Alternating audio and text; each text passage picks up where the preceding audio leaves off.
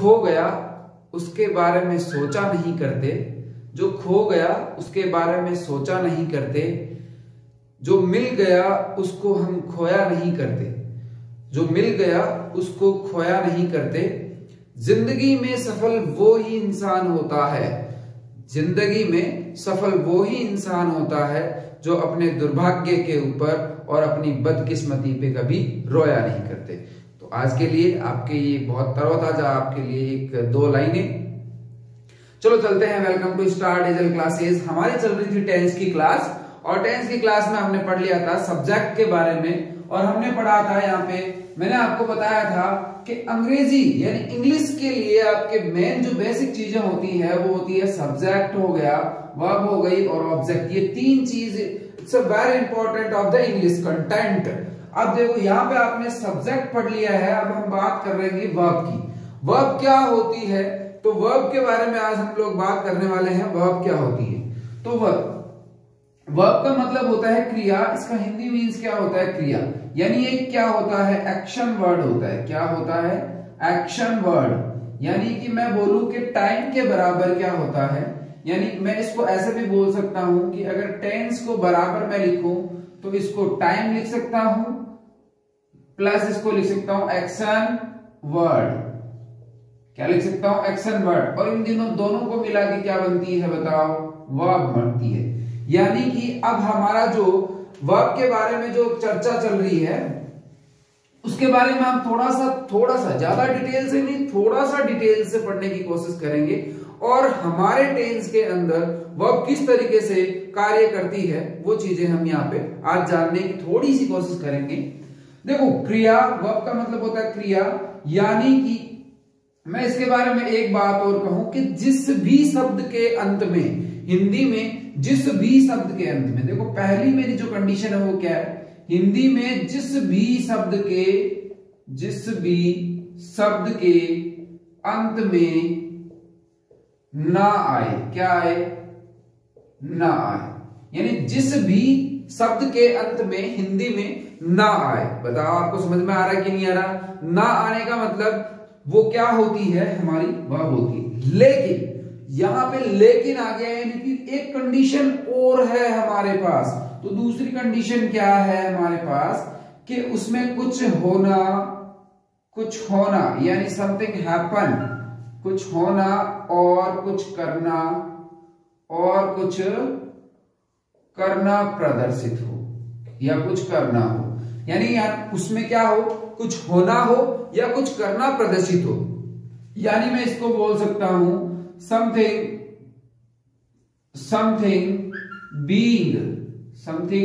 being or doing, इसको ऐसे बोल सकता हूं। यानी कुछ होना या कुछ करना प्रदर्शित हो, वो हमारी क्या कहलाती है, वर्ब। और एक बहुत ही इंपॉर्टेंट चीज जो होती है हमारी इन तीनों चीजों के अंदर, ये क्या होती है, वर्ब होती है। और मैं आपको ये प्रूफ भी करूंगा ना। Let me proof you that verb is the very important content of in these words, subject, verb और object। यानी तीनों चीजों में जो verb होती है वो बहुत ही ज्यादा इंपॉर्टेंट होती है। वो हम लास्ट में, वीडियो के लास्ट में हम आपको प्रूव करके बताएंगे कि किस तरीके से जो verb होती है वो सबसे ज्यादा इंपॉर्टेंट कंटेंट होती है। अब देखो वर्ब के बारे में हमने जान लिया कि जिस भी शब्द के अंत में क्या है, ना आ जाए या कुछ होना या कुछ करना हो, प्रदर्शित होता हो, यानी समथिंग बीइंग और डूइंग, यानी दोनों शर्तें अगर हमारी फुलफिल हो तो वो हमारी क्या होती है, वर्ब। जैसे मैंने एक आपके एग्जांपल लिया, ईट, खाना क्या होती है, वर्ब। यानी खाना, कुछ खाना, यानी उसमें एक्शन वर्ड है। पहली बात तो एक्शन वर्ड है, यानी कुछ कार्य हो रहा है तो एक्शन वर्ड हो गया, क्रिया हो गई हमारी। अब जिस भी वर्ड के ना आ रहा है, खाना ना आ रहा है तो वो हमारी वर्ब हो गई। अब देखो कुछ होना या कुछ करना, कुछ होना या कुछ करना, बताओ कुछ कर रहे हैं ना, यानी कुछ एक्शन कर रहे हैं, कुछ कार्य कर रहे हैं, तो वो हमारी क्या होती है, वर्ब। तो जैसे बहुत सारी होती है, खाना पीना, उठना बैठना, लेटना सोना, जाना आना, दोना रोना मनाना, जो भी है, हंसना कूदना खेलना, सारी वर्ब्स है। लेकिन मैं आपको बोलूं रवीना, मोना, करीना, मरीना वरीना, ये सारी, ये भी क्या वर्ब है क्या, क्यों, क्योंकि सर आपने ये बताया था कि जिस शब्द के अंत में ना आ जाए वो हमारी वर्ब होती है, लेकिन बेटा आपको पता होना चाहिए कि हमने दूसरी कंडीशन क्या लगाई है। दूसरी कंडीशन हमने ये लगाई है कि उस शब्द के अंत में ना आ जाए वो तो चलेगा, लेकिन उसमें समथिंग बीइंग और डूइंग भी होना चाहिए। अब उसमें रवीना, तो बताओ बच्चों के न रवीना अगर आ जाए तो उसमें कोई वर्ब है, उसमें कोई कार्य हो रहा है क्या?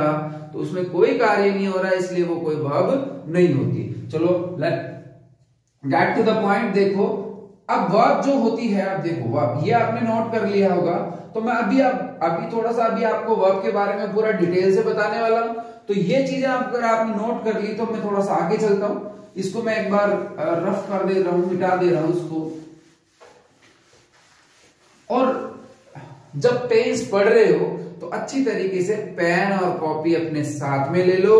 अब हमारी क्लास स्टार्ट होने वाली है। वर्ब के बारे में जो भी इंपॉर्टेंट चीजें हैं वो मैं अभी आपको बताने वाला हूं, और आप उनको सभी चीजों को अपनी कॉपी में, अपने जो नोट्स में मेंटेन करेंगे। देखो जो वर्ब होती है हमारी, वैसे तो बहुत टाइप से होती है, लेकिन अभी हम थोड़ा सा टेंस के अकॉर्डिंग पढ़ रहे हैं। अभी हमारी जो वर्ब होगी वो एक तो बताओ क्या होगी? Main verb. क्या होगी? मेन वर्ब होगी। इसको एमवी यानी कि अब हिंदी में भी मैं लिखते चलता हूं, इसको बोलेंगे मुख्य क्रिया।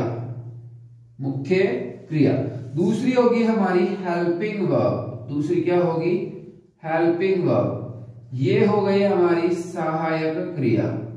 कौन सी क्रिया? सहायक क्रिया।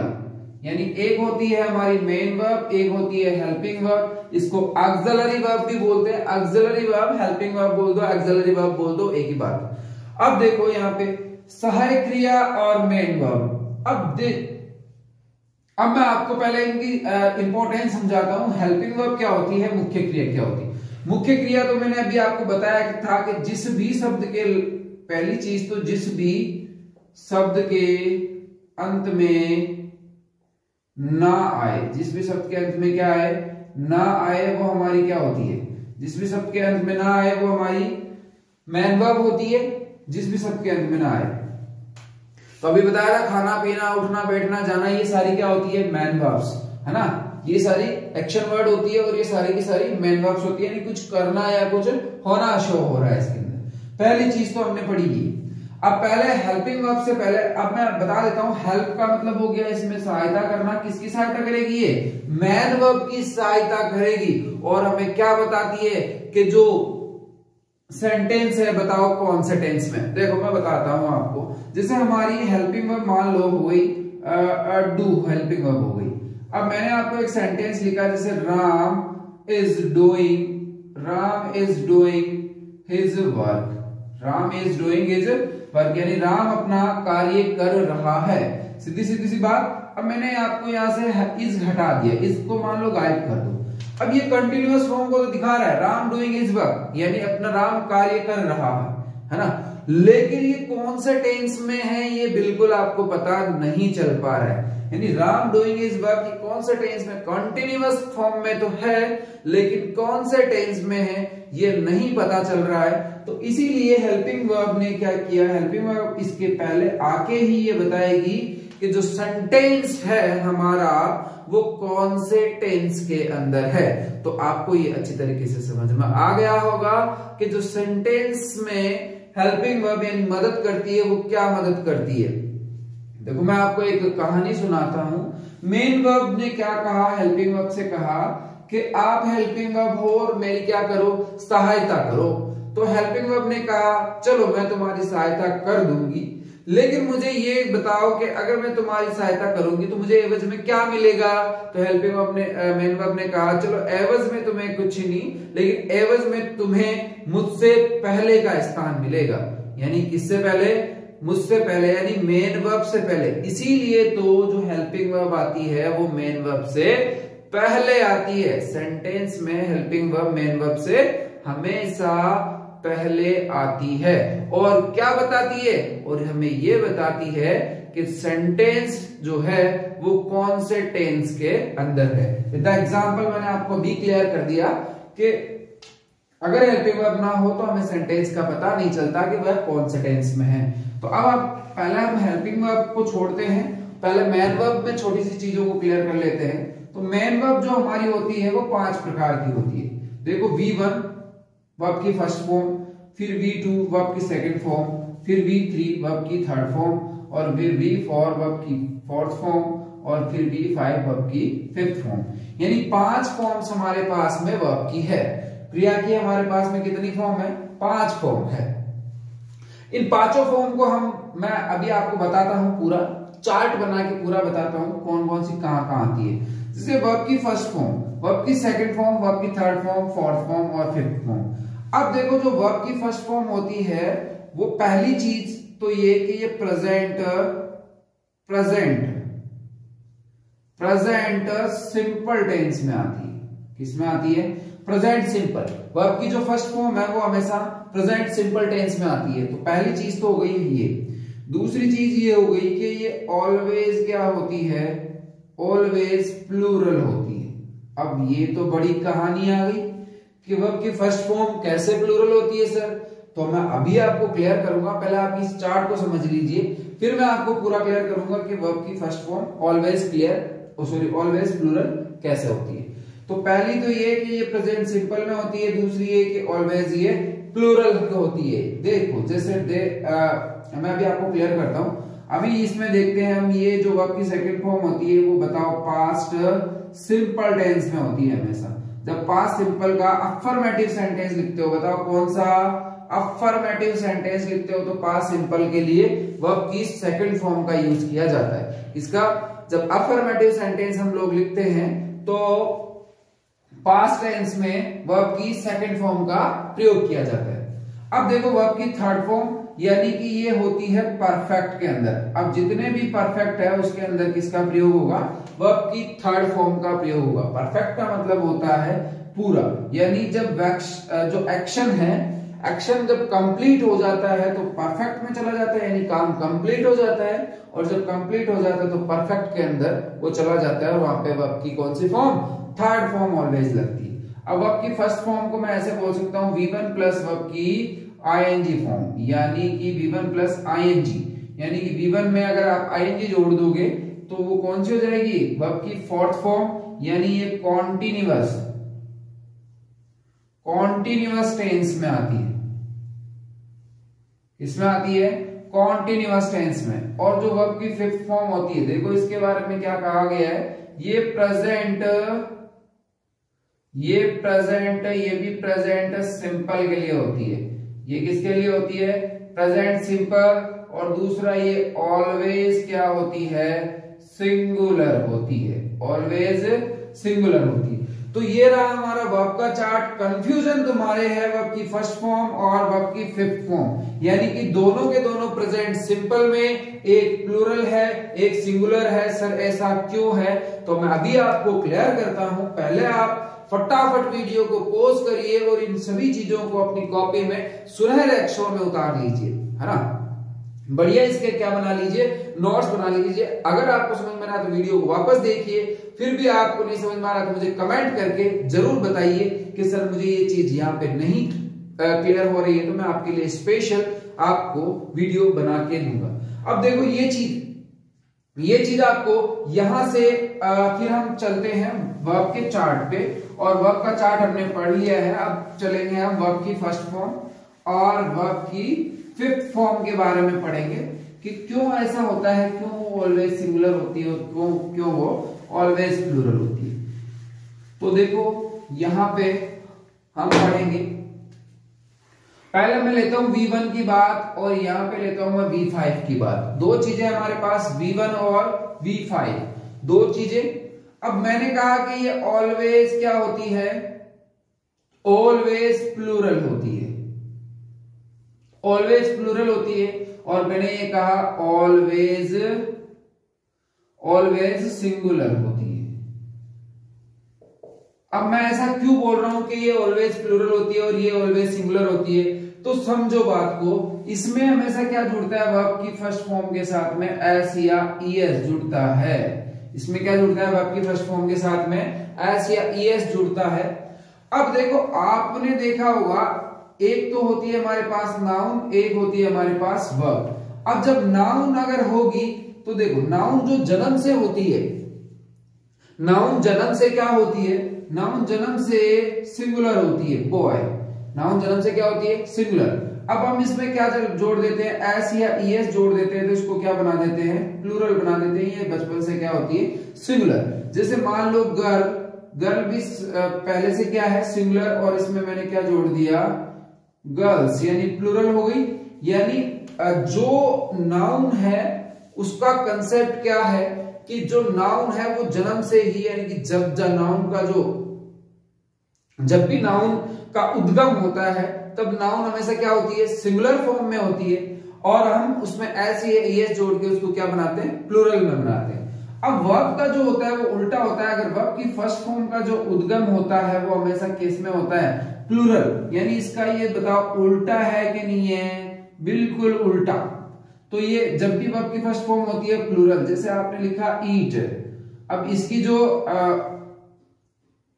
इसका सिंगुलर बनाएंगे तो हम कैसे बनाएंगे, इसमें क्या जोड़ेंगे ईट्स, यानी एस या ईएस। जैसे मान लो प्ले, प्ले आपने लिखा तो प्लेज, है ना, प्ले का क्या बना प्लेज। जैसे मैंने लिखा गो, गो में आपने जोड़ा ईएस गोज, गो में आपने जोड़ा ईएस यानी क्या बन गया गोज। यानी कि जो चीजें नाउन का कंसेप्ट क्या है कि वो जब जन्म से वो क्या होता है सिंगुलर, उसमें ऐसे ये जोड़ देते थे वो क्या बन जाता है प्लूरल। वैसे ही वर्ब में, वर्ब का थोड़ा सा उल्टा कंसेप्ट है। वर्ब जो जन्म से होती है वो प्लूरल होती है, उसमें ऐसे एस लगा के हम क्या बनाते थे इसको सिंगुलर। जैसे eat eats, play plays, go goes. अब देखो यहाँ पे मैं आपको बताता हूं इसमें एस या ईएस। अब देखो यहाँ पे समस्या ये आ रही है कि सर इसमें एक में एस लग रहा है, एस एक में ईएस लग रहा है, तो कहां ये समस्या है, ये चीज आपको समझ में आ गई। तो देखो आगे हम चलते हैं, एक एक छोटे छोटे कंसेप्ट यानी कि बूंद बूंद से हम लोग घड़ा भरेंगे। आपको बिल्कुल डटे रहने की जरूरत है, एक इत्मीनान से समझने की जरूरत है। और बाकी ये गारंटी मेरी कि आपको टेंस की जब ये पूरी क्लासें कंप्लीट हो जाएगी तो टेंस आपको आने पड़ेंगे, है ना, ये मस्ट है, ये आपको आने पड़ेंगे अगर आप कंटिन्यूटी रखोगे तो। अब देखो यहां पे मैंने लिखा ईट और यहां पे लिख दिया ईट्स, ये दोनों ही प्रेजेंट के लिए, यहां पे ईट और यहां पे लिखा ईट्स, यहां पे लिखा मैंने गो और यहां पे लिख दिया गोज। तो सर ऐसा क्यों हो रहा है, पहली चीज तो मैं एस या ईएस वाली क्लियर करता हूं। तो इसमें एस क्यों लग रहा है, इसमें ईएस क्यों लग रहा है, तो इसके लिए एक रूल फॉलो होता है। रूल क्या फॉलो होता है कि जिस भी वर्ब के अंत में, जिस भी वर्ब के अंत में, जिस भी वर्ब के अंत में क्या आ जाए, एस एच आ जाए, डबल एस आ जाए, सी एच आ जाए, ओ आ जाए, एक्स आ जाए, जेड आ जाए, ये सारी चीजें आ जाए, तो उनके अंत में, उनके अंत में सिंगुलर बनाते समय, सिंगुलर बनाते समय हमेशा ईएस जोड़ते हैं। बताओ क्या जोड़ते हैं, हमेशा ईएस जोड़ते हैं। किसको, उसको सिंगुलर बनाते समय क्या आ जाए, S H, double S, C H, O, X और जेड आ जाए, तो इसको क्या इसको सिंगुलर बनाते समय इसमें क्या जोड़ते हैं, ईएस जोड़ते हैं। पहली बात तो ये।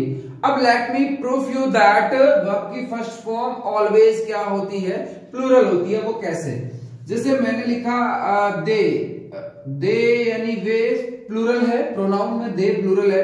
अब इसके साथ में आप लगाते हो they go to Jaipur, they go to Jaipur.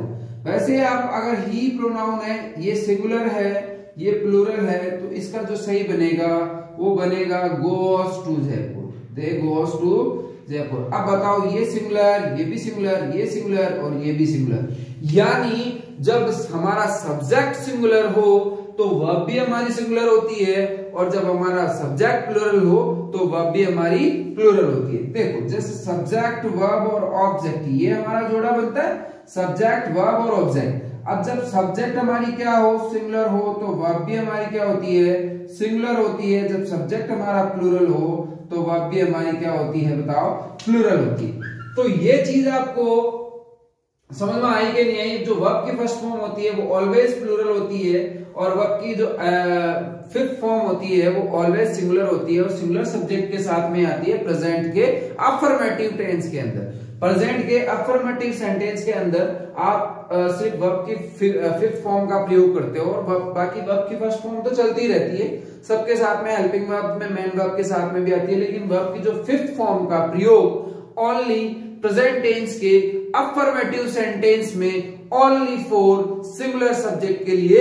किया जाता है। तो आपको अच्छी तरीके से समझ में आ गया होगा कि जो वर्ब की फिफ्थ फॉर्म है उसका प्रयोग हमेशा प्रेजेंट सिंपल टेंस के अफर्मेटिव सेंटेंस में सिंगुलर सब्जेक्ट के लिए किया जाता है। तो ये तो रहा वर्ब का हमारा चार्ट, तो ये तो रहा हमारा वर्ब का चार्ट। अब ये आपने नोट डाउन कर लिया होगा और अच्छी तरीके से भली बात आप समझ भी गए होंगे कि वर्ब कैसे होती है, किस तरीके से कार्य करती है हमारे। अब देखो जैसे मैंने लिखा था आपको verb V1, V2, V3, V4 और V5। अब देखो जैसे मान लो गो का क्या हुआ, वेंट हुआ, फिर यहाँ पे हुआ गोन हुआ, फिर गोइंग हुआ और फिर क्या हो गया ये यहाँ पे गोज हो गया। ऐसे ये इसका वाला बताया था। जैसे मान लो यहाँ पे मैंने ले लिया ईट ले लिया, फिर एट, फिर ईटन, फिर बताओ क्या हो जाएगा ईटिंग और फिर हो जाएगा ईट्स। तो ये तो रहा हमारा वर्ब्स का, यानी मेन वर्ब्स हमेशा देखो यहीं पे ना पूरी क्लैरिफाई हो गई। प्रेजेंट सिंपल में ये वाली और ये वाली आएगी। प्रेजेंट सिंपल ये दोनों किस में आएगी, प्रेजेंट सिंपल टेंस के अंदर। प्रेजेंट सिंपल में तो ये दोनों आएगी। अब ये रही हमारी, तो ये हमेशा हम किस में आती है, पास्ट के सिंपल टेंस में अफर्मेटिव सेंटेंस के अंदर। पास्ट के सिंपल टेंस में अफर्मेटिव सेंटेंस, ये दोनों जो है V2 और V5 ये हमेशा अफर्मेटिव सेंटेंस के अंदर ही आती है। अब जो V3 है और V4 है ये दोनों के दोनों जो है वो बिना हेल्पिंग वर्ब, बिना HV के नहीं आती है, बिना HV के नहीं आती है। यानी इनके साथ में जरूरी है कोई ना कोई आपको हेल्पिंग वर्ब, यानी चाहे तो बी की फॉर्म हो चाहे किसी की भी फॉर्म हो, इन दोनों के साथ में हमेशा आपको हेल्पिंग वर्ब जरूर मिलेगी। ये कंटिन्यूअस में होती है और ये परफेक्ट के अंदर होती है। तो ये तो रहा हमारे मेन वर्ब का सीधा सीधा सा चार्ट। अब हम पढ़ते हैं हेल्पिंग वर्ब का चार्ट। हेल्पिंग वर्ब कितनी होती है, किस तरीके से होती है, कैसे कार्य करती है और किस तरीके से टेंस में, स्ट्रक्चर में हेल्पिंग वर्ब की ज्यादा जरूरत होती है। तो चलो देखते हैं हेल्पिंग वर्ब का चार्ट कैसा होता है। हेल्पिंग वर्ब का चार्ट पूरा कितनी हमारी हेल्पिंग वर्ब्स होती है और कैसे वो फंक्शन करती है। तो देखो हेल्पिंग वर्ब, हेल्पिंग वर्ब का मतलब सीधा सीधा क्या होता है, सहायक क्रिया। हेल्पिंग वर्ब का मतलब होता है, बताओ, सहायक क्रिया। अब बताओ हेल्पिंग वर्ब जो होती है आपके दो प्रकार की होती है। हेल्पिंग वर्ब हमारी 2 टाइप से होती है। ये टोटल जो हेल्पिंग वर्ब हो गई वो 24 होती है। कितनी, 24। देखो कौन कौन सी, यानी हेल्पिंग वर्ब यहाँ पे एक तो आ गई आपके प्रिंसिपल वर्ब जो मुख्य क्रिया है, इसको मैं बोल देता हूं टेंस वाली, है ना। आपके थोड़ा सा क्या दिमाग से धूल हट जाएगी, टेंस वाली देखते ही समझ में आ गया कि कौन कौन सी होने वाली है, क्योंकि टेंस तो आप बचपन से ही पढ़ते आ रहे हो ना। टेंस बच्चे आप बचपन से पढ़ते आ रहे हो, तो आप प्रिंसिपल मैंने लिखा तो प्रिंसिपल में आप चकरा गए होंगे कि सर प्रिंसिपल क्या होती है, हमने तो कभी पढ़ा ही नहीं। अरे भाई टेंस वाली है प्रिंसिपल, उन्हीं को तो प्रिंसिपल बोलते हैं, टेंस वाली को। तो आपको डरने की जरूरत नहीं है। टेंस वाली जब मैंने बता दिया टेंस की कौन कौन सी हेल्पिंग वर्ब है वो लगा लो। अब दूसरी जो होती है वो मॉडल होता है। दूसरी कौन सी होती है, मॉडल। अब बताओ जो ये प्रिंसिपल होती है ये कितनी होती है, 11 होती है, और जो मॉडल होते हैं वो टोटल 13 होते हैं। लेकिन आपने तो सर हमने तो मॉडल कितने पढ़े, सिर्फ 10 ही पढ़े। तो ये लो भाई, ये भी 10 मॉडल हो गए, ये देखो मॉडल हो गए 10। और यहाँ पे मैंने कहा कि 3 क्या हो गए, सेमी मॉडल हो जाते हैं। 3 क्या हो जाते हैं, सेमी मॉडल। 3 सेमी मॉडल हो जाते हैं। अब मॉडल, अब हम एक एक को पढ़ते हैं कि ये 11 कौन सी होती है और ये 13 कौन सी होती है। तो 11 देखो कौन कौन सी होती है, डू हो गया, उसके बाद में डू का डज हो गया, फिर हो गया इसका डिड, सेकंड फॉर्म में आ गया। डू फर्स्ट फॉर्म, ये बताओ सिंगुलर, ये देख सॉरी ये डू है, ये वर्ब की first form plural, plural subject के साथ, ये सिंगुलर, सिंगुलर सब्जेक्ट के साथ, और ये तो वर्ब की सेकंड फॉर्म है। फिर बताओ इज, आर, और फिर आ जाएगा एम, और फिर हो जाएगा वाज, और फिर हो जाएगा वर, फिर हो जाएगा बताओ हैज, या फिर हो जाएगा हैव। तो कितनी हो गई 1 2 3 4 5 6। अब इसके अंदर बचा क्या, हैड। अब देखो गिनो, 3 और 2 5, 3 8 और 3 11, यानी हमारी टोटल 11 हेल्पिंग वर्ब जो प्रिंसिपल टेंस वाली हो गई। अब देखो मॉडल पे आ जाते हैं, कैन, कैन का पास्ट कुड, फिर बताओ मे का पास्ट माइट हो जाता है, फिर बताओ आप क्या आ जाता है, सेल, सेल का पास्ट हो जाता है शुड, फिर आ जाता है आपके विल का पास्ट हो जाता है वुड, और फिर आ जाता है आपके मस्ट, और फिर आ जाता है आपके और टू। ये कितनी हो गई, ये 10, 2 2 4 2 6 2 8 और 10 मॉडल हो गए, और 3 क्या होते हैं सेमी मॉडल, यानी नीड, फिर हो गया डेयर, और फिर हो गया यूज्ड टू। ये रहता है हमारे ऑक्सिलरी वर्ब यानी हेल्पिंग वर्ब का पूरा चार्ट, इस तरीके से कार्य करता है। मॉडल को हम अलग से पढ़ेंगे, अभी हम पढ़ेंगे टेंस के अंदर ये वाली हेल्पिंग वर्ब्स, यानी 11 जो हमारी हेल्पिंग वर्ब्स है इनको हम पढ़ लेंगे टेंस के अंदर। और जो विल सेल है वो तो फ्यूचर के अंदर आती है, और फ्यूचर हमेशा टेंस के अंदर कोई भी मायने नहीं रखता है, वो टाइम फ्यूचर होता है। तो ये हमारा हेल्पिंग वर्ब का चार्ट है, और बाकी अब हम इसको कंटिन्यू करेंगे। हमारे वर्ब हो गई है, सब्जेक्ट हो गया है, अब हमारे बच गया है ऑब्जेक्ट। अब हम ऑब्जेक्ट को करेंगे कंटिन्यू कल, तो ओके, बाकी ये थोड़ा सा सस्पेंस में रखते हैं, कल करेंगे हम ऑब्जेक्ट को।